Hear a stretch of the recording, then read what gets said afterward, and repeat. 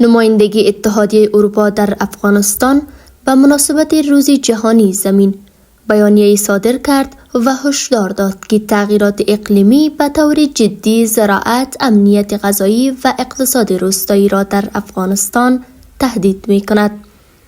این بیانیه که امروز سه‌شنبه 2 سوریه منتشر شد، بر اهمیت زمین به عنوان منبع حیاتی برای زندگی و معیشت تأکید کرده و خواستار اقدامات فوری برای مقابله با چالش‌های اقلیمی در افغانستان شده است.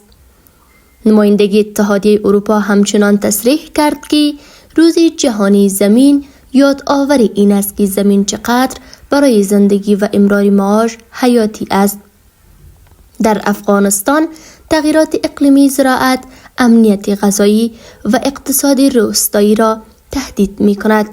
این نهاد افزوده که از طریق برنامه‌های نوآورانه و مقاوم در برابر تغییرات اقلیمی به حمایت از مردم افغانستان ادامه می دهد. افغانستان UNEP این در حالی است که طبق گزارش سازمان ملل متحد و برنامه محیط زیست این سازمان یکی از آسیب پذیرترین کشورهای جهان در برابر تغییرات اقلیمی است و در رتبه 6 کشورهای تحت تاثیر تهدیدات اقلیمی قرار دارد.